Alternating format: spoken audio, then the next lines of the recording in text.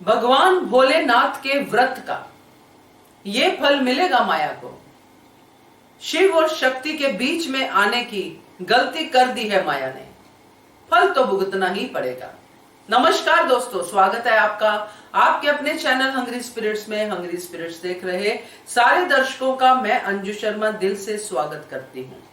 आज की कड़ी में काफी सारी चीजें क्लियर होती हुई दिखाई दी है दोस्तों, खास करके स्पिरिचुअल लेवल पे, क्योंकि महाशिवरात्रि की पूजा बापूजी ने डिक्लेयर कर दी है। सब लोग तैयार होके पूजा में पहुंच गए हैं और हर कपल की अपनी एक याद है, अपनी एक दास्तान है। उसके बीच में माया बैठी हुई है, तो माया का जो होने वाला है वो तो आने वाला वक्त हमें बता ही देगा। मगर आज की कड़ी में इस बात पे गौर करना जरूरी है दोस्तों, क्योंकि माया ने भी भोलेनाथ का व्रत रखा है, महाशिवरात्रि का व्रत रखा है। चलिए चर्चा करते हैं आज की कड़ी के ऊपर। मगर पहले वही निवेदन, जिन्होंने अभी तक चैनल को सब्सक्राइब नहीं किया है कर लीजिए। साथ में दोस्तों बेल आइकॉन दबाइएगा ताकि आपको हमारे वीडियोस के नोटिफिकेशन मिलते रहे। तो अनुपमा के अगर हम किरदार की बात करें तो अनुपमा का कैरेक्टर जो है पारस की तरह सामने आ रहा है। पारस एक ऐसा पत्थर है, सब लोग जानते ही हैं कि उसके साथ जो भी लग जाता है वो सोना बन जाता है, और वही सोना बनी हुई है काव्या। काव्या से पहले और सब लोग, वनराज की बात नहीं कर रही मैं, ना ही मैं बा की बात कर रही हूं, मगर जिन्होंने अनुपमा की जिंदगी में समस्याएं बाहर से आके पैदा की हैं, उन सब ने अपने आप को बाद में एक अच्छे इंसान के रूप में देखा है। चाहे अनुपमा के बच्चे क्यों ना हो, चाहे काव्या क्यों ना हो, चाहे बरखा क्यों ना हो, चाहे अंकुश क्यों ना हो, अब ये गलती कर रही है माया। मगर माया का तरीका सबसे अलग है दोस्तों। माया अपने प्यार में इतनी खो गई है कि उसको यह भी समझ में नहीं आ रहा कि यह प्यार है या कोई और ही भावना है, या इतने देर से जो उसकी जिंदगी में एक खला था उसको भरने की कोशिश कर रही है, क्योंकि उसको इसके आगे पीछे कुछ नहीं दिख रहा है। होती है कुछ औरतें ऐसी जो अपने जो चॉइस है, जिसको उन्होंने पसंद कर लिया है, उसको पाने के लिए हर मुमकिन कोशिश करती हैं, जैसा कि आज की कड़ी में काव्या ने भी कहा। तो दोस्तों शिवरात्रि की पूजा है और हमने देखा है कि एक दिन पहले बापूजी हैं घर पे और वनराज है और बा है, और बा अपने वही जो उसका कड़वा जो है, जुबान का कड़वा जो बोल है वो बोलती हैं, क्योंकि पता नहीं क्यों बा जो कहती हैं वो खुद क्यों नहीं सुनती हैं। कभी तो सुने, बीच में कभी कभी हमने देखा तो उनको सुधरते हुए, मगर ये बा का बेसिक नेचर ही दिखाई दे रहा है कि जो हमेशा बेस में रहता है और जब उस पर ज्यादा प्रेशर होता है तो बाहर आता ही रहता है।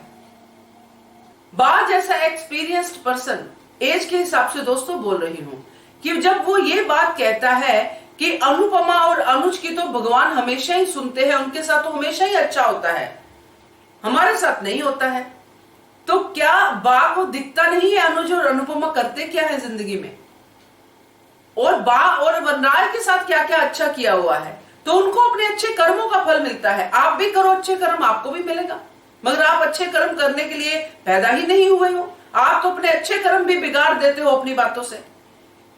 तो ये नहीं दिख रहा है, मैं इसलिए कह रही हूं क्योंकि बाप पूजा पाठ करती हैं, और पूजा पाठ करने वाले बंदे अगर दिल से पूजा पाठ करते हैं, दिल से भगवान को मानते हैं, तो उनको दिखता है कि इसके साथ अच्छा क्यों हो रहा है और मेरे साथ बुरा क्यों हो रहा है, या मेरे संबंधी के साथ बुरा क्यों हो रहा है। इसका मतलब बा पूजा पाठ भी दिल से नहीं करती है। खैर बा का तो पुराण ही ऐसा है कि जो जितना हम बात कर ले उतना कम है, क्योंकि बा ऐसी स्थिति में है कि वो अब अच्छा बोल ही नहीं पा रही है। तो इस तरफ हम देखते हैं अनुज और अनुपमा में बड़े प्यारे सीन चल रहे हैं, जैसा आप हम सब देखना चाहते हैं अनुज और अनुपमा को, वैसे ही वो दिख रहे हैं। माया की कोशिश जारी है, बटन लगाना, छोटी को बहलाना, ये सब माया करना चाहती है, और अनुज के सामने अच्छा अच्छा और अच्छा बनना चाहती है।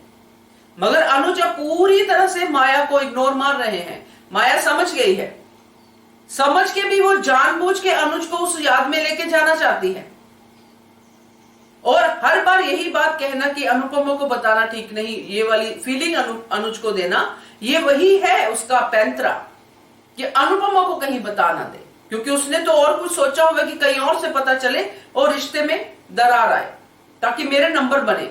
वो सिर्फ इसलिए कर रही है, इसलिए नहीं कि अनुपमा का बुरा चाहती है, वो सिर्फ अपना ही भला चाहती है, और अपना भला चाहने वाले बंदे दूसरे का बुरा हो भला हो उसमें उनको कोई इंटरेस्ट नहीं होता है। कुछ ऐसे सेल्फिश लोग होते हैं जिसमें से माया भी एक है।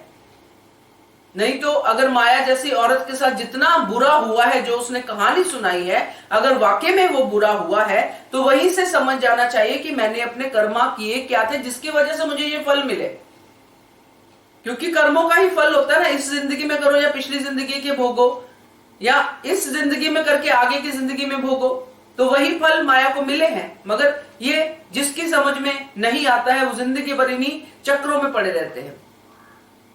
तो माया यहां पे पूरी कोशिश कर रही है दोस्तों कि अनुज के साथ बात हो सके, अनुज का दिल जीत लूं, या अनुज को बार बार मैं वो फ्लैशबैक में लेके जाऊं। और अनुपमा नोटिस कर रही है माया को, और बहुत ही बढ़िया था जब दोनों ने नहीं कहा। मुझे लगा कहीं ये बटन लगाने की भी अनुपमा परमिशन ना दे दे कि ये लो बटन लगा लो, मगर अनुपमा ने भी नहीं कहा और अनुज ने भी। तो ये केमिस्ट्री है उन दोनों के बीच में, जो शिव शक्ति की बात कर रहे हैं ये है उन दोनों के बीच में। ये वाला फैक्टर जो है ना, ये बहुत कम कपल्स में मिलता है कि इंस्टिंक्ट उनका एक ही हो। अब यहां पे जो एक हिच है अनुज के मन में सच ना बताने की, वो भी अनुपमा के लिए कि उसको हर्ट हो जाएगा, मगर वो अनुपमा को बताए ये हम चाहते हैं। इस तरह से सामने ना आए जैसे सामने आया, और हो सकता है कि अनुपमा को बता भी दिया हो, क्योंकि हमें अभी ये नहीं दिखाया गया है। क्योंकि जितना रिलैक्स अनुज फील कर रहे हैं उससे पता चलता है, और अनुपमा ऐसे नहीं चीजों को एक्सपोज होने देती, वो चीजों को एक रास्ता देती है कि कहीं बंदा सुधर जाए। तो इसीलिए ये जो महाशिवरात्रि की पूजा है जिसमें अनुज ने अनुपमा को माया के ही सामने, उसको पता है पीछे माया बैठी हुई है, वो सांस नहीं ले पाऊंगा, वो सारी बातें जो आपने डायलॉग के थ्रू सुनी होंगी, अनुपमा के साथ ही जीना है, साथ ही मरना है अनुज ने, ये सब बातें इंडिकेट करती हैं कि माया की कोई जगह नहीं है। शिव और शक्ति का पूरक रूप यहां पे बैठे हुए हैं इंसानों के रूप में, जो अनुपमा और अनुज हैं। बाकी किसी में वो क्वालिटीज नहीं है। सब कपल्स का अपना अपना एक डायलॉग शेयरिंग आया, मगर ये क्वालिटी जो अनुपमा और अनुज के कपल में है वो शिव शक्ति वाली क्वालिटीज है, इंतजार, प्यार, ये सब। तो अगर कहीं अनुज ने अनुपमा की केयर के लिए अनुपमा को हर्ट ना हो, कोई बात नहीं बताई है, तो वो इतनी बड़ी बात नहीं हो सकती है कि उनके बीच में दरार आ जाए, जो माया सोच के बैठी हुई है।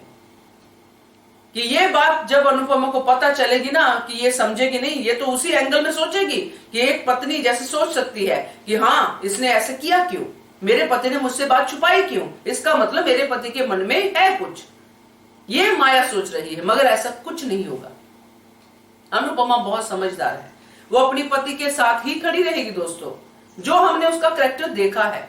अगर कहीं माया अनुज को तंग कर रही है, आगे तंग कर सकती है कि ब्लैकमेल करना या जो भी कुछ कर सकती है, बदनाम करना, जो भी कुछ कर सकती है, मुझे लगता नहीं ऐसा करेगी, मगर अगर कर सकती है तो अनुपमा अनुज के साथ ही खड़ी होगी।